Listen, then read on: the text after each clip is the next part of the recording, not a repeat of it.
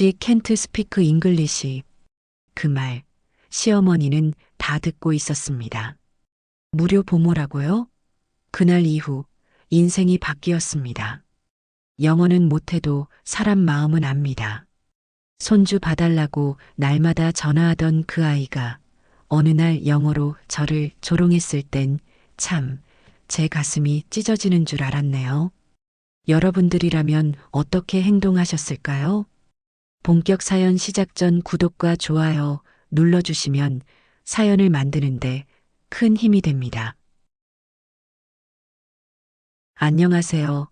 저는 서울 은평구 불광동에 사는 67살 박순자입니다. 요즘 세상에 67살이면 아직 팔팔한 축에 든다지만 저는 몸이 그렇게 좋은 편은 아닙니다. 오래전부터 무릎이 안 좋고 혈압이 있어서 병원도 자주 다니는 편이거든요. 남편은 10년 전에 심장마비로 세상을 떠났습니다. 딸 하나, 아들 하나 있는데 다들 결혼해서 나가 살고 전 그럭저럭 혼자 밥해 먹고 살다가 작년부터 아들 내외가 손주를 봐달라고 해서 자주 가게 됐습니다. 우리 아들 민호는 중소기업에서 과장으로 일하고 있고 며느리 지수는 영어학원에서 아이들 가르칩니다. 손주는 4살, 이름은 하진이에요. 똘망똘망한 눈망울에 제 손을 잡고 할미 나랑 놀자 하는 모습 보면 아무리 몸이 힘들어도 웃음이 나와요. 그런데 사람 마음이란 게 어느 순간부터 무너지는 순간이 있더라고요. 처음엔 하루 이틀 도와주는 정도였어요. 지수가 회의가 있다느니 수업이 늦게 끝난다느니 제가 가면 항상 어머니 너무 감사해요 하며 환하게 웃던 며느리였죠. 그런데 횟수가 늘어나면서 조금씩 분위기가 달라지더니 하진이 어린이집 데려다주는 김에 장도 좀 봐주시고요. 저녁에 갈비찜 좀 해주세요. 어머니가 해주신 거 하진이가 너무 좋아하더라고요. 저는 손주한테 좋은 거 먹이고 싶으니까 기꺼이 했습니다. 아들이 고생하는 것도 알기에 마다하지 않았어요. 그런데 지수는 점점 저를 손주 돌봄이 전담 요원처럼 부리기 시작했죠. 어느 날은 제가 감기 기운이 있어서 못 가겠다고 했더니 아들한테 전화가 왔습니다. 엄마 지수가 오늘 중요한 프레젠테이션인데 엄마 안 오면 하진이 봐줄 사람 없어. 좀만 참아줘요. 응? 저는 결국 마스크 쓰고 약 챙겨 먹고 또 그 집으로 갔습니다. 지수는 그날 말 한마디 없더군요. 고맙다는 인사도 없이 핸드폰만 만지작거리다가 나갔습니다. 며칠 후 정말 제가 너무 피곤해서 자리에 누웠는데 며느리와 친구가 통화하는 소리가 방 너머에서 들렸습니다. 아, 진짜 나 오늘도 또 시어머니 온다. 완전 편하긴 해. 진짜 이래서 한국 시월드도 쓸모 있을 때 써먹어야지. 그치? 하하. 처음엔 내가 잘못 들었나 했어요. 근데 그 다음 말에 심장이 쿵 내려앉았습니다. She doesn't even speak English. I can say anything in front of her. LOL. 그녀는 영어로 친구에게 말하고 있었습니다. 쟨 영어도 못하니까 앞에서 아무 말이나 해도 모른다니까. 진짜 웃겨. 그 순간 전 말문이 막혔습니다. 그날 이후 저는 아예 말을 하지 않기로 했습니다. 그냥 참고 넘어가자. 아들 체면도 있고 하진이도 있으니까. 그렇게 넘기려 했는데 어느 날 하진이가 놀다가 다쳤습니다. 무릎이 까졌는데 피가 좀 나더라고요. 놀란 저는 약을 바르고 지수가 돌아오기를 기다렸죠. 근데 지수가 문 열고 들어오자마자 소리쳤습니다. 어머님, 애가 왜 이래요? 대체 뭘 하신 거예요? 저는 놀라서 자초지종을 설명했죠. 근데 지수는 제 말을 끊으며 또 영어로 친구에게 전화했습니다. OMG she can't even watch your baby without hurting him. I swear SHES useless. 그 순간 제 안에서 뭔가 부서졌습니다. 저는 조용히 그녀를 바라보다가 입을 열었습니다. 오래전 미국에서 일했던 기억을 더듬어 또박또박 말했죠. You know, I may not speak much, but I understand enough. And what you just said it hurt. 지수의 얼굴이 하얗게 질렸습니다. 며느리 지수는 말 그대로 얼이 빠진 얼굴로 저를 바라보고 있었습니다. 제가 영어를 알아듣고 그 자리에서 정확히 알아챘다는 걸 눈치채자마자 얼굴이 하얗게 질린 거였죠. 어머니, 그게 아까는 그냥 농담이에요. 그냥 친구랑 장난으로 뭐 그런 거예요. 억지 웃음을 짓던 지수는 눈동자 하나도 웃고 있지 않았습니다. 그 순간 저는 이 여자가 나를 사람으로 안 봤다는 걸 알았습니다. 그날 밤 아들은 퇴근 후 돌아왔고 지수는 눈치를 보며 어머니가 오해하신 것 같아요. 그게 아니라라며 변명했죠. 저는 천천히 아들에게도 이야기했습니다. 아들은 그날 아무 말도 하지 못했습니다. 거실은 조용했고 유일하게 움직이던 건 하진이의 자동차 장난감뿐이었죠. 엄마 지수가 정말 그렇게 말한 거예요? 그래, 민호야. 그리고 이번이 처음이 아니었어. 그래, 민호야. 손주 봐달라고 매일 전화하던 내 아내가 결국 내 마음을 이렇게 짓밟을 줄은 몰랐다. 저는 그동안 지수가 전화로 친구들과 이야기할 때 영어로 저를 흉보던 내용들을 몇 가지 더 말해줬습니다. 민호는 고개를 숙인 채 아무 말도 하지 않았습니다. 그날 밤 저는 그 집을 조용히 빠져나왔습니다. 아들이 말리지도 않았고 지수는 뒤따라오지도 않았습니다. 그리고 집으로 돌아온 후 저는 일기를 썼습니다. 사람 마음이 제일 어려운 외국어다. 단어가 아니라 감정으로 말해야 알아들을 수 있는 말.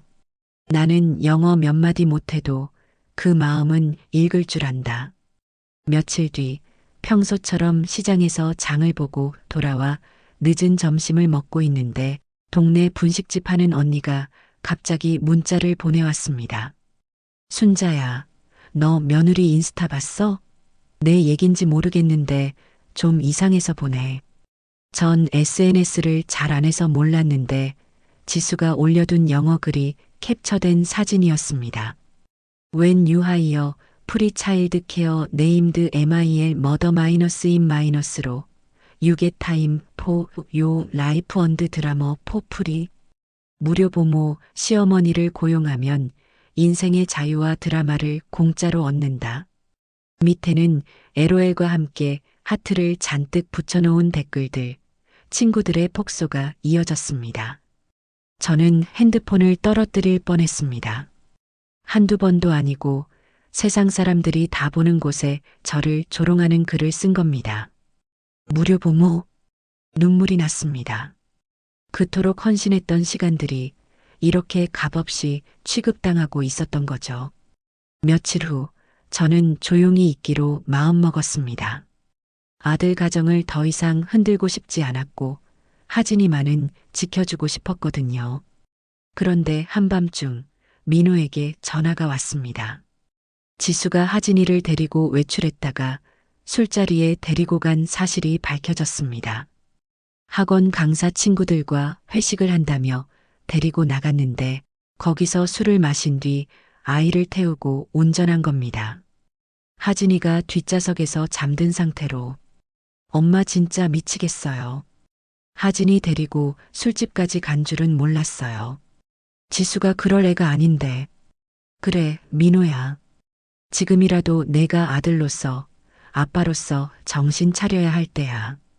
그날 이후 민호는 며칠 회사까지 휴가를 내고 집에 머물렀습니다. 지수는 언짢은 얼굴로 저를 보며 아무 말도 안 했습니다. 하지만 저는 그 말없는 눈빛 속에 내가 뭔데 우리 가정에 끼어드냐는 공격성을 똑똑히 느낄 수 있었죠. 몇 주가 지나고 민호가 조심스럽게 저를 찾아왔습니다. 소파에 앉은 민호는 한참 머뭇거리더니 조용히 입을 열었습니다. 엄마, 나 지수랑 당분간 별거 할까 생각 중이에요. 그래, 하진이는 어떻게 할 거니? 저랑 지낼 거예요. 지수는 지금 자기가 뭘 잘못했는지도 모르는 것 같아요. 그리고 엄마한테도 너무 큰 상처 줬고. 저는 한참을 바라보다가 말했습니다. 민호야, 인생에서 아이보다 중요한 건 없어. 내 아내가 변할 수 있으면 좋겠지만 그게 당장 어렵다면 내가 하진이부터 지켜야 해. 민호는 고개를 끄덕였습니다. 저는 그날 처음으로 마음 한구석이 가벼워졌습니다. 처음으로 이 아들이 아빠로서 뭔가 제대로 결심한 것 같아서요. 며칠 후 지수는 아이를 보러 왔고 저와 마주쳤습니다. 그녀는 민호가 별거를 이야기한 이후 처음 보는 얼굴이었습니다. 어머니, 하진이는 잘 지내요? 그래, 잘 지내. 그저 지난번 일은 정말 죄송했어요. 영어로 그런 말한 건 진짜 제가 미쳤던 것 같아요. 저는 웃으며 말했습니다.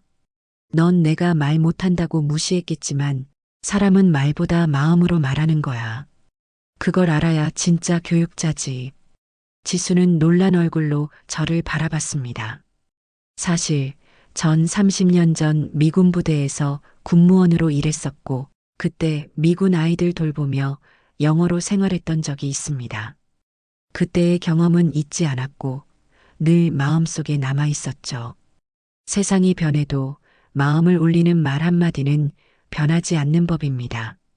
그날 손주의 입에서 튀어나온 단어 하나가 우리 가족의 방향을 완전히 바꿔놓게 될 줄 저는 상상도 못했습니다. 며느리 지수는 제가 영어 한두 마디 알아듣는 수준이라 여겼겠지만 사실 저는 1980년대 후반 평택 미군 부대 내 보급창고 행정직으로 7년간 근무한 경력이 있습니다. 물론 그때 배운 영어는 완벽한 문법보단 실전 중심이었죠. 의료 용어, 물품 분류, 서류 대조, 또 미군 가족들 아이들을 돌보며 배운 실용 회화. 저는 지수에게 조용히 말했습니다. 나 미군 애들 숙제 봐주고 놀아준 사람이야. 미군 대령 부인한테 YOUR이 마이 시스터라는 말까지 들었지. 지수는 어안이 벙벙해졌고 얼굴이 붉게 달아올랐습니다. 이 여자가 그동안 얼마나 저를 무식한 시어머니 취급했는지 다 들킨 기분이었겠죠. 며칠 후 민호가 전화를 걸어왔습니다. 목소리가 어딘가 심각했어요. 엄마, 지수랑 얘기 좀 해봤는데 지수가 다니던 학원에서 어떤 부모가 컴플레인 걸었대요. 자기 애가 영어 수업 시간에 지수가 할머니 욕하는 걸 들었다고. 저는 귀를 의심했습니다. 수업 시간에? 응. 근데 문제는 그걸 녹음해 왔대. 그 학부모가. 지수가 아이들이랑 편하게 이야기 나누다가 우리 시어머니는 좀 답답하셔 영어도 못하시고. 이런 답답하고 무식한 어른이 되지 않으려면 지금 영어 공부 잘해야 한다. 호호호. 이런 식으로 말했대. 그걸 들은 아이가 집에 가서 그대로 말했고 학부모가 불쾌해서 녹음을 제출했다고 했습니다. 민호는 그날 지수에게 정식으로 신중한 이혼 고려 중임을 통보했다고 했습니다. 그리고 며칠 후 저는 하진이를 데리러 간 김에 아이를 공원에서 잠깐 놀게 했습니다. 그날은 날씨도 맑고 바람도 선선해서 오래 걷기 힘든 제게도 산책하기 딱 좋은 날이었죠. 그런데 놀던 하진이가 갑자기 제 옆에 와서 말했습니다. 할머니, 근데 나어 학원에서 선생님이 할머니 이야기해. 응? 무슨 이야기? 할머니는 영어도 못하고 맨날 잔소리하고 그래서 나중에 엄마가 미국 가면 안 데려갈 거라고. 엄마 친구들한테도 그랬대. 그 말을 들은 순간 심장이 멎는 것 같았습니다. 세상에서 가장 순수한 입에서 나온 말이었기에 더 아팠습니다. 미국 갈 땐 할머니는 안 데려간다. 그래. 어쩌면 난 가족이 아니라 필요할 때만 쓰는 장치였는지도 모르겠구나. 집에 돌아온 저는 오래된 사진첩을 꺼냈습니다. 미군 부대 근무 당시 함께 일하던 미군 친구와 찍은 사진, 영어로 감사 편지가 적힌 노트, 그리고 그 시절 찍은 단체 사진. 나도 한때는 반짝이는 인생이 있었다. 너희가 무시할 만한 인생을 살지 않았다. 저는 그 사진과 함께 섭섭한 마음을 아들 민호에게 보냈습니다. 다음 날 민호는 하진이와 함께 집에 찾아왔습니다. 엄마 나 정말 몰랐어요. 엄마가 그렇게 영어를 잘했는지도 그렇게 멋진 일을 했던 분인지도. 하진이는 제 무릎에 앉으며 말했어요. 할머니, 멋져. 할머니도 영어해요? 그 아이의 눈망울을 보며 저는 그제야 웃을 수 있었습니다. 가장 중요한 건 결국 아이의 기억이라는 걸 깨달았거든요. 지수가 아무리 저를 깎아내리고 무시해도 이 아이 마음에 따뜻한 할머니로 남아있다면 그걸로 충분하지 않을까요? 며칠 후 민호는 다시 찾아왔습니다. 엄마, 사실은 하진이 엄마랑 다시 잘 지내보려 노력했어요. 근데 지수가 사과는 했지만 본질은 변하지 않는 것 같아요. 자기 이미지, 자기 계획, 자기 중심. 그는 잠시 말을 멈추고 제 손을 꼭 잡았습니다. 엄마, 우리 셋이 살면 안 될까요? 셋이? 나, 하진이, 그리고 엄마. 지금 우리 가족한텐 엄마 같은 사람이 필요해요. 엄마는 손주를 진심으로 사랑하고 가르칠 수 있는 분이니까. 저는 고개를 끄덕였습니다. 그리고 말했죠. 그래, 민호야. 이왕이면 영어도 가르쳐줘야겠다. 할머니가 영어 못하는 줄 알았다는 그 녀석. 한 번 속 시원하게 배워보게 하자. 하진이는 까르르 웃었습니다. 그 웃음 속에서 제 마음속 응어리가 조금씩 녹아내렸습니다. 며느리 지수는 조용히 사라지는 사람이 아니었습니다. 남편 민호가 별거를 선언한 지 3주째 우리는 조용히 지내고 있었고 하진이는 점점 웃음을 되찾아가고 있었습니다. 하지만 지수는 마지막까지 자기 방식대로 상황을 정리하려고 했습니다. 그날 오후 집 우편함에 도착한 내용 증명 우편 한 통. 민호 앞으로 도착한 봉투엔 붉은 글씨로 가정법원 출석 통지라는 문구가 찍혀 있었습니다. 뭐야, 이게 법원에서 온 거야? 민호야, 지수가 이혼 소송을 낸 거니? 아들은 고개를 떨구고 말했습니다. 응, 엄마. 합의 없이 단독 소송으로 갔대. 자긴 더는 기다릴 필요 없다고 했어. 저는 조용히 물었어요. 하진이는 어떻게 한다고 하니? 하진이 양육권은 자기가 갖겠대. 그 순간 손이 떨렸습니다. 이 아이를 저 사람한테 맡겨도 괜찮은 걸까? 그 질문이 머릿속을 떠나지 않았습니다. 가정법원 대기실, 조용히 문을 열고 들어선 저는 정장 차림의 지수와 마주 앉게 됐습니다. 지수는 제게 인사를 하지 않았습니다. 차가운 눈빛, 짧게 내뱉은 한마디가 전부였죠. 어머니, 여긴 가족끼리 감정 섞는 자리 아니에요. 저는 조용히 미소 지으며 말했습니다. 그렇지. 여긴 감정을 따지는 데가 아니라 책임을 따지는 곳이지. 지수는 눈을 피했고 그 뒤로 민호가 조용히 입장했습니다. 세 사람이 한자리에 모인 건 거의 석 달 만이었죠. 판사님이 들어오고 간단한 사실 확인이 시작됐습니다. 그리고 지수의 변호사가 증거로 제출한 자료들엔 믿기 힘든 내용들이 있었습니다. 본 사건 피고 측 시어머니는 원고에게 반복적으로 감정적 스트레스를 주며 교육 방식에 지속적으로 간섭하고 고압적인 태도로 육아 환경을 왜곡했습니다. 지수 측의 주장에는 제가 간섭이 심하고 가부장적인 시어머니로 묘사돼 있었습니다. 민호조차도 당황한 얼굴로 제 쪽을 바라보았죠. 엄마, 이건 너무하잖아. 지수는 시치미를 떼고 말했습니다. 그동안 참았던 거야. 이건 내 입장에서 정리하는 방법일 뿐이야. 저는 순간 무릎 위로 손을 올려 스스로를 진정시켰습니다. 그리고 판사님의 허락을 받아 조용히 입을 열었습니다. 저는 박순자입니다.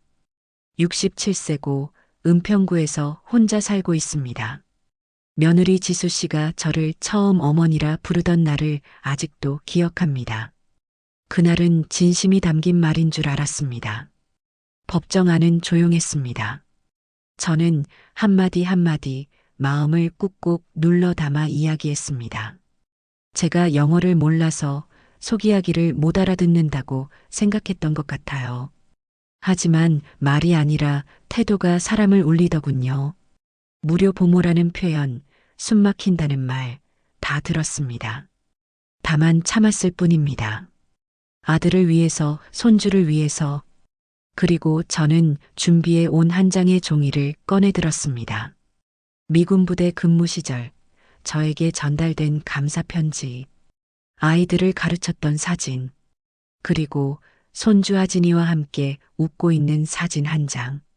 저는 아이 하나를 키운다는 게 단순한 일이 아니라는 걸 압니다. 정답은 없죠. 하지만 최소한 거짓 없이 아이를 대하는 마음은 있어야 한다고 생각합니다. 법정 분위기는 무겁고 진지했습니다. 그러던 중 민호가 준비한 녹음 파일 하나가 재생됐습니다. 하진이의 목소리였습니다.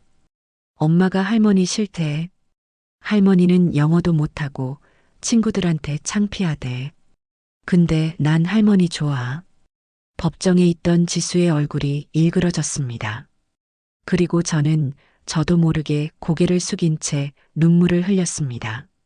민호가 조용히 제 어깨를 감쌌습니다. 엄마, 정말 미안해. 하지만 이건 다 끝나고 나면 새롭게 시작할 수 있는 기회야. 판사님은 조용히 고개를 끄덕이셨습니다. 그리고 말씀하셨죠. 양육권은 피고인 민호 씨에게 귀속됩니다. 원고 측은 아이에 대한 부적절한 언행이 반복되었고 심리 안정에 도움이 되지 않는 환경임을 인정합니다. 지수는 말이 없었습니다.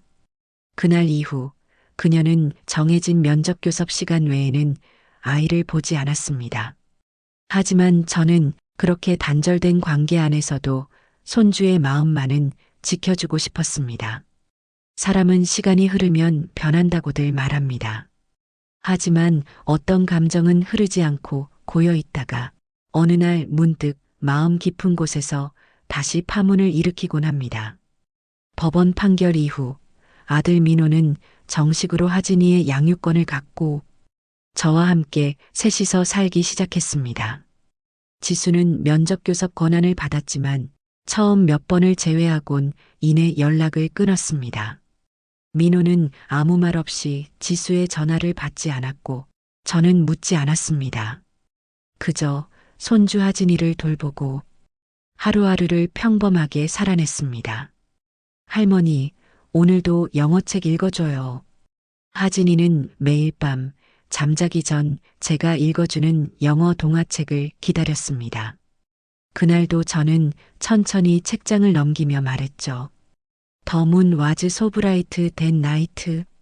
달이 그날 밤 얼마나 밝았는지 말이야. 늑대도 길을 잃지 않았대. 하진이는 눈을 반짝이며 말했어요. 와 할머니, 진짜 영어 잘해요. 우리 엄마는 할머니 영어 못한다고 그랬는데 저는 책장을 덮고 아이를 꼭 안았습니다. 사람이 말을 잘하는 것도 중요하지만 무엇보다 그 말을 왜 하는지가 더 중요하단다. 누군가를 속이려고 말하면 아무리 영어를 잘해도 마음은 멀어지는 거야. 하진이는 고개를 끄덕이며 말했습니다. 나 커서도 할머니랑 같이 살 거예요. 민호는 별거 이후 삶에 많은 변화가 생겼습니다. 회사에선 책임자급으로 승진했고 하진이의 학교와 일정도 본인이 직접 챙겼습니다. 엄마, 예전엔 내가 왜 이기적인 선택만 했는지 모르겠어. 지수가 하자는 대로만 따라가면서 엄마가 느꼈던 외로움이나 무시는 보려고도 안 했던 것 같아. 저는 민호에게 말했죠. 사람은 말보다 행동으로 진심을 보여줘야 해. 이제라도 너한텐 기회가 왔고, 넌 잘하고 있어. 어느 봄날 오후 현관 초인종이 울렸습니다. 화분에 물을 주던 저는 손에 장갑을 낀 채 문을 열었고 그 앞에 지수가 서 있었습니다. 달라진 듯 하면서도 어딘가 익숙한 얼굴. 입술엔 바람이 지나간 듯한 고요함이 맴돌았습니다. 어머니, 안녕하세요. 그래, 지수야. 무슨 일이니? 지수는 한참 동안 말없이 서 있다가 작은 종이봉투 하나를 내밀었습니다. 하진이한테 주고 싶었어요. 제 목소리, 제 마음 조금은 남아있기를 바라는 마음으로 쓴 편지예요. 그날 밤 저는 편지를 조심스럽게 봉투에서 꺼내 하진이에게 건넸습니다. 이거 엄마가 준 거야? 그래. 읽어보고 싶으면 읽고 싫으면 안 읽어도 괜찮아. 하진이는 조용히 편지를 펼쳐들었습니다. 하진아, 엄마가 많이 부족해서 너한테 상처 줬을지도 몰라. 그때는 엄마도 뭐가 중요한지 잘 몰랐어. 할머니는 엄마가 감히 넘보지 못할 만큼 훌륭한 사람이야. 그걸 너무 늦게 알아버려서 미안해. 너는 꼭 사랑을 줄 아는 어른이 되기를 바란다. 마이너스 엄마가. 하진이는 잠시 말이 없더니 조용히 제 무릎에 기대며 말했어요. 할머니, 엄마가 말한 대로 할머니는 훌륭한 사람이래요. 그래. 그걸 내가 알아줬다면 난 그걸로 됐다. 며칠 뒤 지수는 약속한 면접 교섭일에 하진이를 데려가기 위해 집 앞까지 왔습니다. 그러나 하진이는 고개를 저었습니다. 엄마, 나 오늘은 할머니랑 있을래요. 지수는 잠시 눈을 감더니 말했습니다. 그래. 다음에 보자.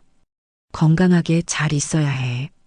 돌아서려던 그녀는 마지막으로 저를 향해 조용히 말했습니다. 어머니, 그땐 제가 너무 젊고 세상이 제 것인 줄 알았습니다. 정말 죄송합니다. 저는 고개를 살짝 숙이며 말했습니다.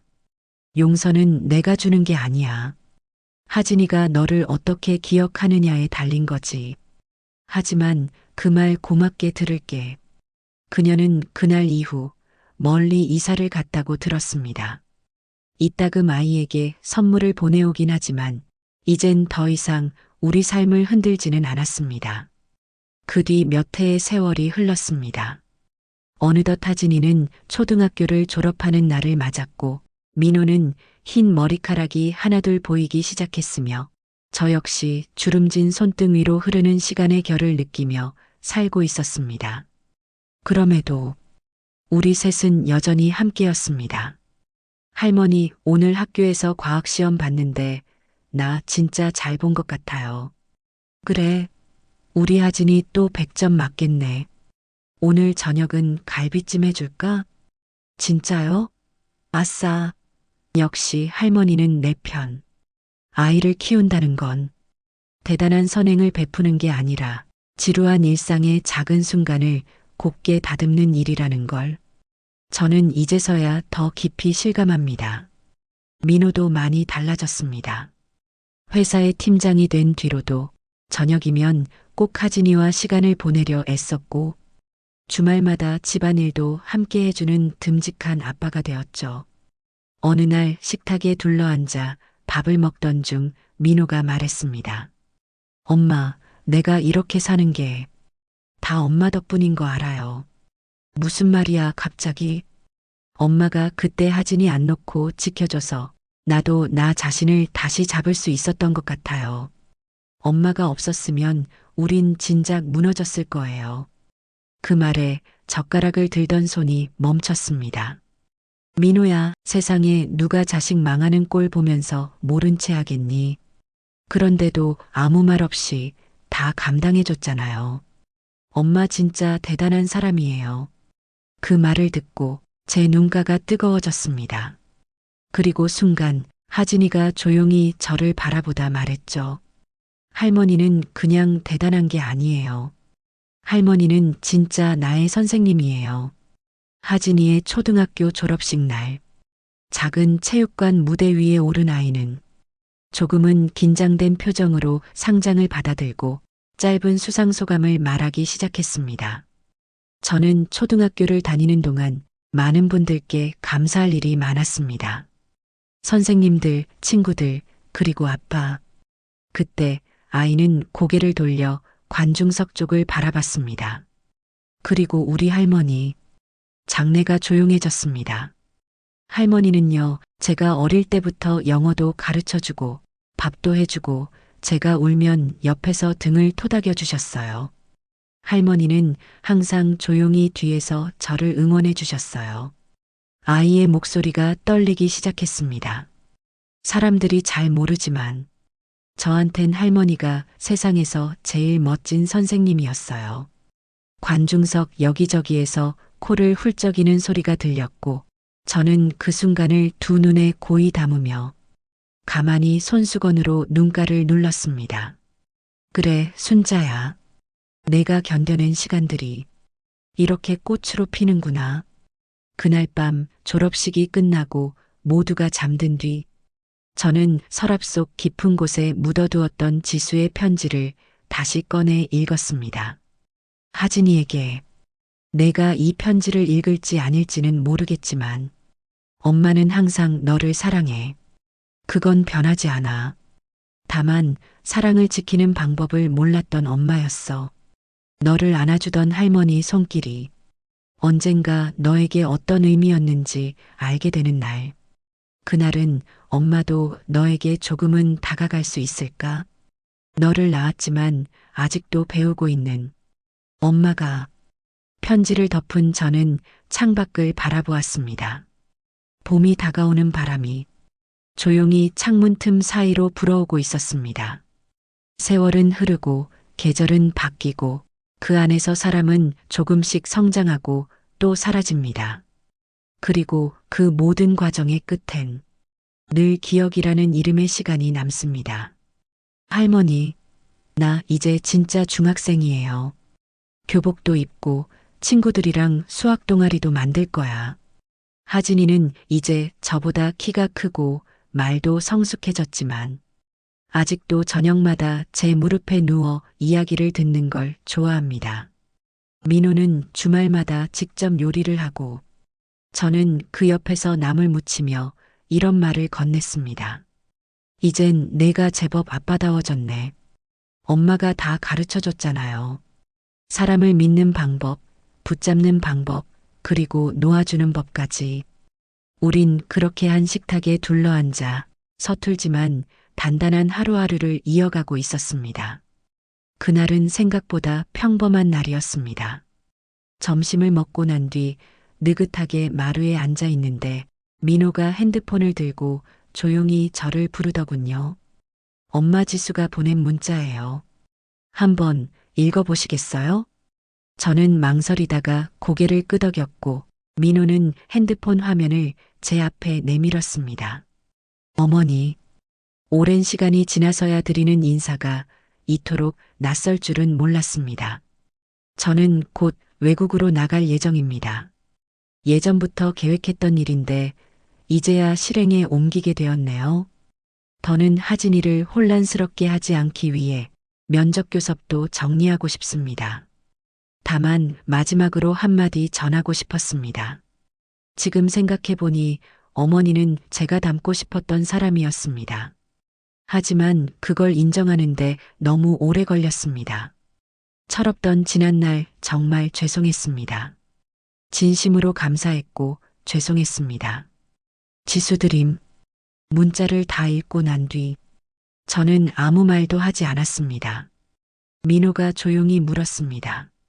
엄마 괜찮아요? 그래. 잘한 결정이야.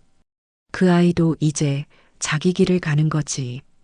그날 밤 저는 하진이에게 말했죠. 하진아, 사람을 미워하는데 에너지를 쓰면 내 안에 남는 건 공허함 뿐이란다. 이제 우리 그 사람을 놓아주자. 하진이는 조용히 고개를 끄덕였습니다. 응. 엄마가 어디서든 행복하길 바랄 거야. 시간이 더 흘렀고 이제는 하진이가 친구들과 바깥 활동을 더 좋아하게 되었고, 민호도 새로운 사람을 만나 조금씩 마음을 열기 시작했습니다. 저는 가끔 집 근처 복지관에서 아이들에게 영어 동화책을 읽어주는 봉사를 하고 있습니다. 아이들이 말하곤 하죠. 할머니 영어 발음 진짜 좋아요. 어떻게 아직도 그렇게 영어를 잘해요? 그럴 땐 저는 웃으며 말합니다. 마음을 다해 배운 덕분에 그 말들이 아직도 살아있나 봐. 졸업식이 있던 날, 하진이는 학교 숙제로 나의 인생을 바꾼 한 사람이라는 주제를 써야 했답니다. 그날 밤 저는 하진이가 책상 위에 두고 간 노트 한 장을 보게 되었습니다. 나는 할머니와 함께 살아왔다. 사람들은 내게 엄마는 없냐고 묻지만 나는 당당하게 말한다. 할머니가 내 엄마예요. 할머니는 나를 야단치기도 하고 때로는 눈물 흘리며 내 손을 꼭 잡아주셨다. 나는 그런 사람이 되고 싶다. 누군가에게 말없이 등을 내어줄 수 있는 사람. 내가 잘 되길 바라는 마음 하나로 조용히 매일을 살아내는 사람. 그리고 나중에 내가 어른이 되면 할머니처럼 말할 거다. 나는 실패하지 않았어. 누군가에게 따뜻한 기억이 되었으니까. 이 이야기를 끝까지 들어주신 분들께 저는 한 사람의 시어머니가 아닌 한 사람의 삶을 지나온 어른으로서 마지막으로 전하고 싶습니다. 가족이라는 건 내가 필요할 때 곁에 있는 사람보다 내가 곁에 있고 싶은 사람으로 남는 게 더 중요합니다. 상처도 오해도 불신도 시간과 진심 앞에서는 언젠가 무너집니다. 그러니 지금 내 옆에 있는 사람에게 한마디라도 따뜻하게 건네보세요. 그 한마디가 누군가의 내일을 살게 할지도 모르니까요. 감사합니다.